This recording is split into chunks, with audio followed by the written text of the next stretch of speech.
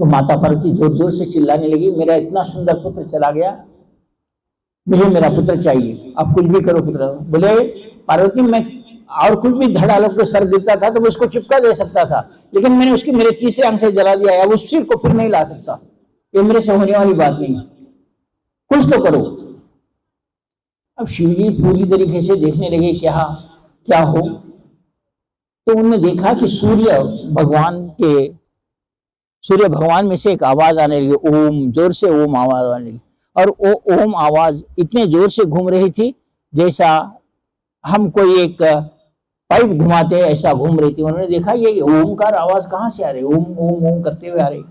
तो उसने अपने गणों में से थोड़े गणों को पूछा, देखिए ओमकार आवाज कहाँ से, ओम ओम कहाँ से आवाज आ रही है।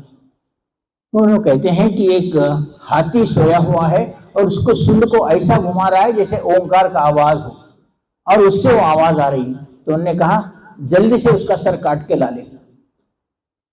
उन्होंने उस सर को काट के लाया, और शिवजी ने क्या कहा, तो ओंकार स्वरूप है। उन्होंने कहा मैं सूर्य से आशीर्वाद प्राप्त व्यक्ति हूँ, आपने मेरा सर काटा है तो आप कुछ तो करो, इसका क्या मतलब है। बोले पार्वती पुत्र है। तो उन्होंने उस गज के जैसा ही उस धड़ को लगा दिया, तो माता पार्वती बहुत नाराज हो गई, मेरा पुत्र इतना सुंदर था, तुम इसके ऊपर गज का ये मुख लगा दिए हैं, अब मेरा पुत्र को मैं किस तरह देखूं।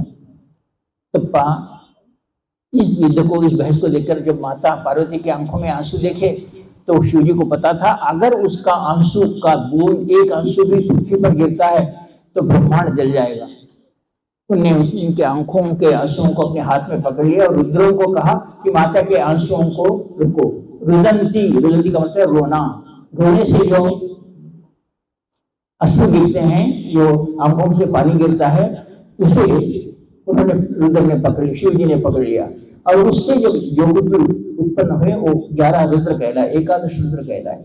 तब उन्होंने उनको रोककर कहा कि हे पार्वती, तुम अब कह रही हो कि तुम्हारे पुत्र को ऐसा रूप देखकर कोई नहीं कहेंगे। तो उसने में सब वहां से ब्रह्मा आए, विष्णु आए, सारे देवता आए, और उन्होंने सब देखा, तुम्हारा कहना क्या है। बोले मेरे पुत्र को देखने के बाद मेरा पुत्र बहुत सुंदर था, सारा संसार जगमोहित होकर, मेरी सारी सखियां हैं उनको देखकर इतनी आकर्षित होती थी कि बहुत उस सुंदरता को देखकर, अब इसको देखकर कैसे आकर्षित होंगी। तो ब्रह्मा विष्णु महेश्वर ने कहा हे पार्वती, तुझे सब कुछ मालूम है, तू एक बार तो देख, एक बार आंख मूंद ले और तू आंखें खोल, तेरे सखियों को भी बुला ले। तब उन्होंने मोहनास्त्र और आकर्षणास्त्र से उस मूर्ति के शरीर में इतना आकर्षण पैदा किया, इतना मोह पैदा किया, जिनको देखने के बाद जैसा उन्होंने सुंड घुमा रहे थे तो उनसे ओंकार का आवाज आ रहा था। तो उस ओंकार की आवाज को सुनकर कहा माता पार्वती मोहित हो गई। जब माता पार्वती मोहित हुई तो सारा संसार मोहित हुआ, सारा संसार आकर्षित हुआ, और उन सभी ने उनको देखकर कहा कि ये तो श्रेष्ठ है, इतनी ऐसा तो एक तेजयुक्त व्यक्तित्व हमने आज तक नहीं देखा। तो ब्रह्मा ने कहा माँ पार्वती, ये तेरे मल से उत्पन्न हुआ है, इसने अगर कभी तू इसके ऊपर खुद इसकी ओर से क्रोधित होगी तो ब्रह्मांड में हलचल मच जाएगी।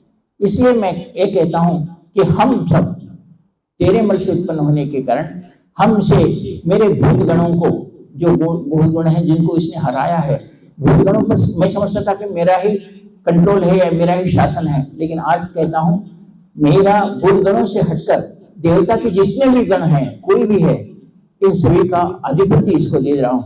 और यह उन सभी को, जब मेरे गणों को ही हरा देता है तो वो उन देवता के गणों को भी हरा देगा। इसलिए इसका नाम गणेश रखेंगे। ईश का मतलब ईश्वर, और जो नाशवान नहीं है, नश्वर नहीं है, उसे ईश्वर कहा गया है।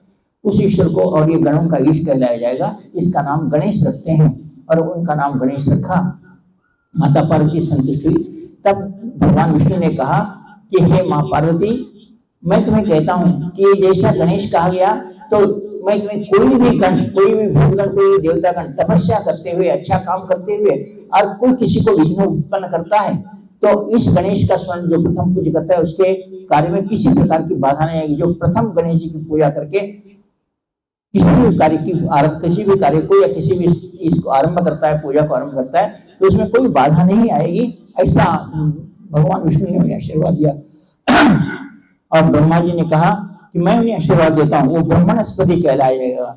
ब्रह्मा के जितने भी गण हैं उन सभी के भी गणों को ये उनके अधीन हो गए। मेरी ब्रह्मा को स्मरण करने से भी पहले इस गणेशायन महागणेश को ही सब पूजा करेंगे, ऐसा उन्होंने आशीर्वाद दिया। और सारे देवताओं ने अपनी अपनी ओर से, जो कुछ भी महासरस्वती, महालक्ष्मी, इन सभी ने उनको अपनी अपनी शक्तियां उन्हें प्रदान की और वे इस संसार में पूजनीय कहलाए और उनको गणेश नाम से रूपांकित किया गया और गणेश नाम कहा, वो गणेश आए और आदि पूज्य कहलाने लगे। आदि में पूजन करने वाले, जिनकी पहली पूजा न करते हुए अगर कोई कार्य करता है तो उसमें किसी प्रकार के जिस देवता की पूजा करेगा वो गण आकर उसमें विघ्न डालेंगे।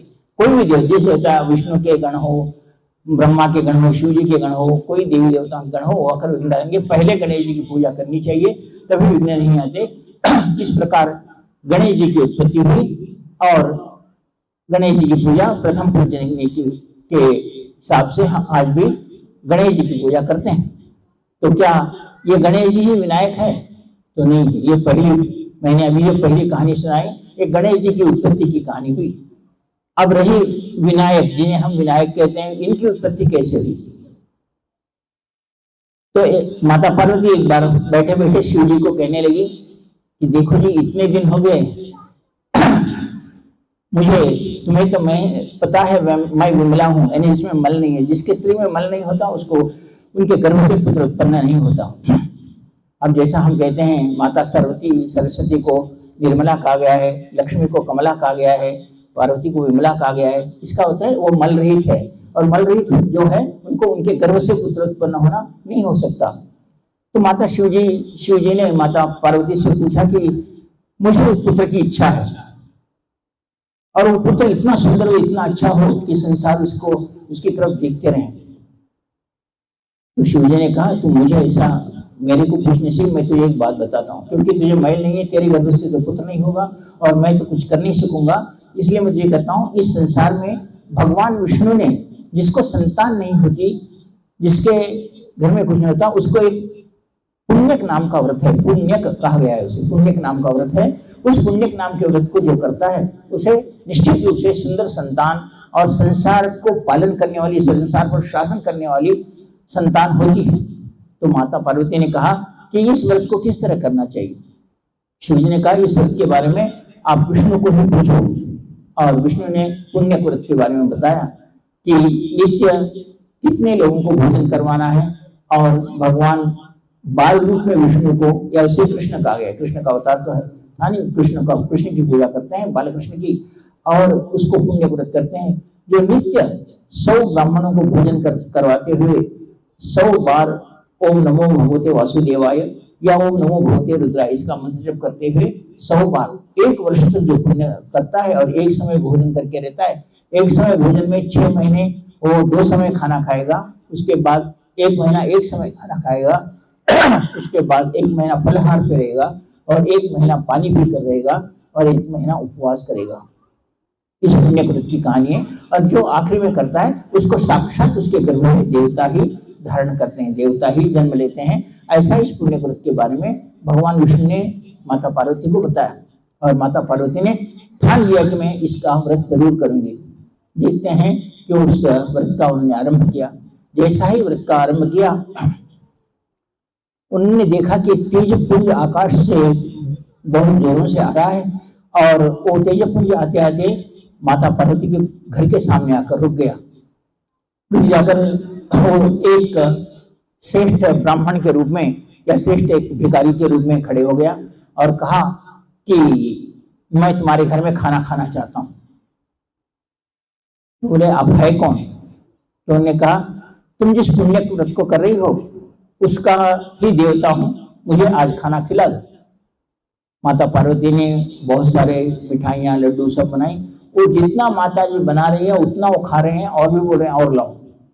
माता पार्वती को लगा कि ऐसा खाने वाला कौन है। उन्होंने शिव जी की प्रार्थना की और शिव जी को बुलाया और कहा कि देखो भाई, ये कोई ब्राह्मण आया है, इतना खा रहा है, मैंने बहुत, मेरे पास जितना था भंडार से भूतगणों का भी भंडार दे दिया, वो खाते ही जा रहा है। तब शिव जी ने कहा, जिस पुण्य व्रत को कर रही थी वही देवता तेरे सामने खड़े हैं। तो तब उन्होंने कहा कि फिर अब मुझे क्या करना है? बोलना है कि तुम्हें मेरा पुण्य व्रत आपको प्राप्त है तो मेरी जो इच्छा है उस पुत्र को मुझे प्रदान करो।